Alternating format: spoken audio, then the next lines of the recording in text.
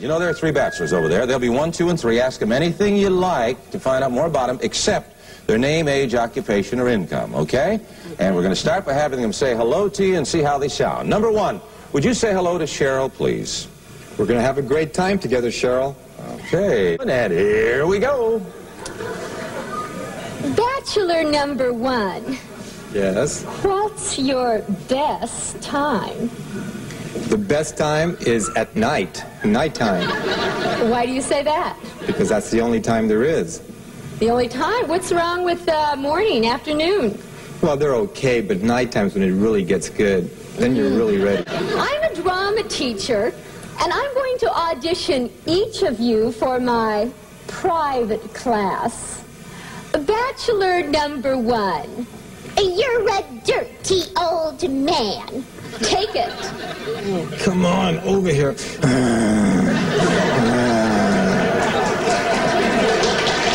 Oh, honey, we ought to go out and boogie. Really? Bachelor number 1.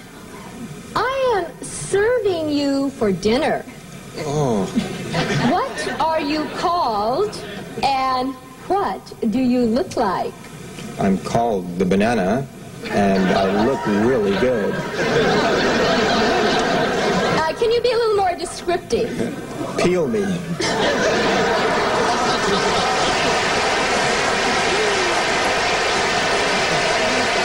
Later, Bachelor 1. Later. Welcome back to the dating game, and Cheryl, we have reached the moment of truth, as we call it.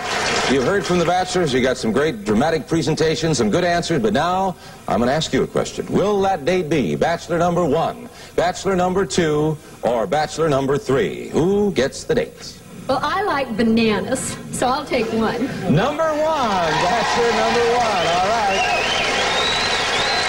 Well, there they go. However, you did leave 1 remaining, and this is your date, and I want to tell you something about him, Cheryl. He's a skydiver, so he's got a lot of nerve. He's into motorcycling. He's also a fine photographer. Say hello to Rodney Alcala. Rodney, come on and say hello. Congratulations, Rod. You did it with the 1 answer. Well, as far as I can see, Cheryl and Rodney, it looks like the 2 of you may be involved in some... All right, Mark, what do you got? Yeah, interesting. So, my heading for this is the actor versus the mask, because this drama teacher here, is not a bad entertainer. Pretty entertaining one. It's clearly, the show is the show that it is, full of innuendo. That's what it's designed for. And, the female here is doing a great job of playing that. Who have we got with is it Alcala? Is that how Alcala, Rodney Alcala? Yep. Yeah. Who have we got with this subject here? Well, interesting. First of all, he says, he's a skydiver, motorcyclist. Okay, so interesting ideas there around adrenaline. My understanding is, at a quick look, he was a paratrooper, I think. So okay, so he may have got used to, jumping out of planes. But even so, there's a certain type who'll deal with jumping out of planes. I'm not saying everybody who jumps out of planes is a serial killer. Of course I'm not. If you think I'm saying that and you're going to put a comment down below going, I jump out of planes and I don't. Yeah, I know that. I get that. We're putting a whole bunch of things together here to analyze. So high threshold for adrenaline, most probably. So we're going to have a great time together, he says. And there's concern, there's targeted eye contact, and there's disdain as well, I think, before we get this big smile from him, which is nowhere in my mind like a true Duchenne smile of pleasure. Now, of course, we're in a situation here where it's a TV game show, and every TV show that you see is an act. Of course it's an act. Even those docudramas where you're meant to think, even interview shows where you're made to think, okay, nothing has been organized. TV is too expensive. Everything's organized as much as it can be. So everybody is involved in some layer of delivering an act. It's just he's not so good at delivering a really good act. He's not a great actor by any stretch of the imagination. He says, nighttime is the only time there is. He fumbles that line. So the female picks up on that and says, well, what do you mean? He then has to go back. Well, nighttime is the best time. Again, these are things that would have been worked out beforehand with the people making the show. Here's what the question's going to be. What's your answer going to be? They would listen to the answer and then they'd either go, yeah, that'll be a good answer. Or they go, no, you know what? Maybe you should say this. This would be a better answer here. They're not putting on a show with millions of dollars of advertising or thousands and thousands of dollars of advertising at the time to leave it to chance with people. He fumbles the line there. I bet he went away from that going, really kicking himself, really being internally very upset with himself for not reaching the high standard that he thinks other people will be holding him to, or he would hold himself to. And in fact, there is a nice moment where there's the pleasure of the applause that he's getting when he does get a line right. So interesting, but I would just mark the difference between somebody who is a very adept social performer to somebody who is not so adept at their social performance. Greg, what do you got on this one? Yeah, if you want a great place to hide a psychopath in plain sight, this is it, because what they're supposed to be is glib. We always talk about glib. He's glib. This is what glib looks like. And they want them to be glib. It's part of the whole thing. There's sexual innuendo. There's all this above board that shouldn't be above board, and superficially charming. Another perfect place for a psychopath to hide in plain sight. But let me give you a couple of data points. At the time, he had murdered 3 women. He went on to murder others. He had thousands of pictures of women who were in compromising positions in photos, even to the point there's still a webpage to try to identify some of these people. This guy was a serial killer who died on death row of natural causes, and Mark's hitting all those things where the guy's getting his little dopamine release at the one time he can.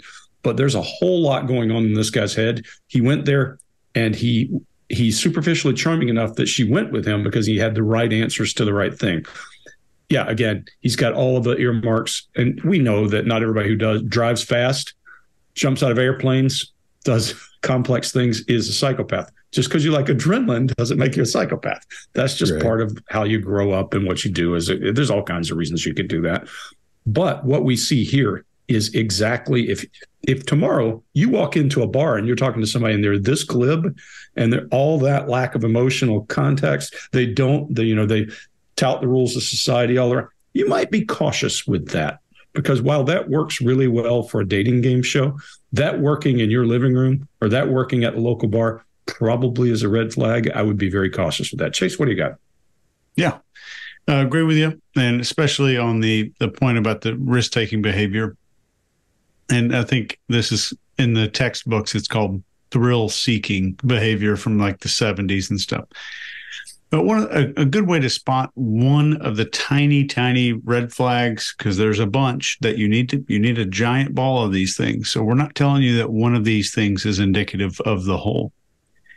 But it's just to observe a person's emotional responses. So psychopaths have a pretty limited range of genuine emotions. It doesn't even mean they're bad people. There's a lot of people who've done a lot of good for society that are genuine psychopaths. But they might display some inappropriate emotional reactions, or their emotions might seem shallow and superficial. And in this clip, his smile is almost glued onto his face. And this surprising thing is that it's done pretty well in a way that's been practiced many, many times. He's even rehearsed the mouth open smile, which is something people don't tend to rehearse very much, which is also just kind of artificially created right here. Scott, what do you got? All right. Yeah, I going last again. You guys have covered everything. So I'll do is talk about the differences in a psychopath and a sociopath. So in real terms, sociopaths don't exist. There's no such thing. Those are just hardcore criminals. That's what they become known for. The psychopath doesn't exist either because there's not a term for it in the DSM. It's just antisocial behavior is what it is, the way we see that. So, but now we all know psychopath to mean that because of the studies done and all that. Everybody just started calling that. Sociopath was sort of created to make psychopath sound not as bad. However, they are starting to differentiate the two. And here's how it's done, or here's how this is what it looks like to me. The psychopath is born that way because everybody says, is it nature or nurture? And the sociopath is created, in other words. So let's take, for example, ISIS. You have situations where you have a lot of psychopaths in one place. That would be the perfect place because of the horrible stuff they've done. Now, you say, well, how can that be created to become that? You don't go, I'm going to be one, so create and turn me into a sociopath or a psychopath. It doesn't work that way. Excuse me. What these people in ISIS see since they were little kids are people who are beating up their mothers, beating up that child's mother. They'll see horrible things growing up, and it's okay in that society. In other words, those emotions from when you're a child to feel empathy for someone else are never nurtured, and they're actually squished down a lot of times. You're never asked about how you feel, or don't kick that puppy. You don't that hurts them, or you don't say that to her. You know, it's going to hurt her feelings or his feelings. They never get any of that.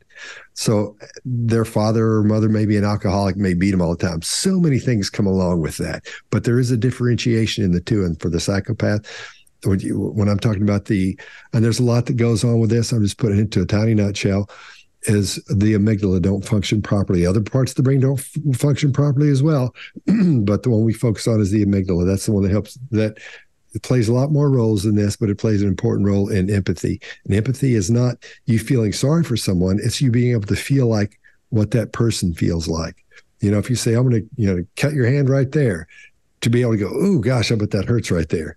And so you're feeling empathetic towards someone or something. That's what that is. So there's a difference in the sociopath and the psychopath. And I like to say there are no sociopaths. Those are just hardcore criminals. As the sociopath terminology or term, it continues to gain momentum as the snowball of sociopath grows. But that's normal. People hear that and go, oh, okay, well, that must be what that is. And they're not really quite sure. They say sociopath or psychopath, and they think psychopath means that the person, if you give them a hatchet in the crowd, they're going to run around and start hatcheting people to death. No, they're not. Quite often you won't do that. You see so many of them that you don't know are out there, that you're not aware exist, because they're not out killing people. They're not out doing horrible things. They're just being people. They're not triggered to do these terrible things. Quite often they're successful. Quite often they're the person that's the CEO of a company, but not every time. But we found that the studies show that quite often CEOs in these huge companies are psychopaths or have psychopathic tendencies and or behaviors. So, and there's a lot to back all that up too, but I know we don't have 10 years on here. All right, that's all I got. One of those tape replays. All right, there are 3 bachelors over there. There'll be 1, 2, and 3. Ask them anything you like to find out more about them, except their name, age, occupation, or income, okay? And we're going to start by having them say hello to you and see how they sound. Number 1, would you say hello to Cheryl, please? We're going to have a great time together, Cheryl. Okay, and here we go. Bachelor number 1. Yes? What's your best time? The best time is at nighttime, Why do you say that? because that's the only time there is. The only time? What's wrong with morning, afternoon? Well, they're okay, but nighttime's when it really gets good. Then you're really ready. I'm a drama teacher, and I'm going to audition each of you for my private class. Bachelor number 1. You're a dirty old man. Take it. Oh, come on, over here.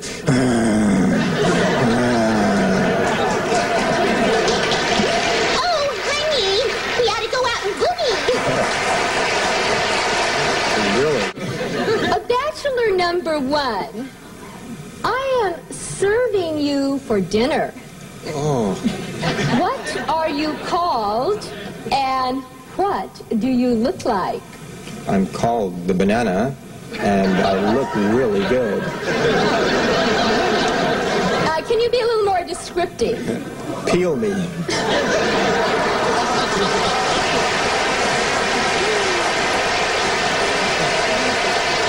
Bachelor 1. Later.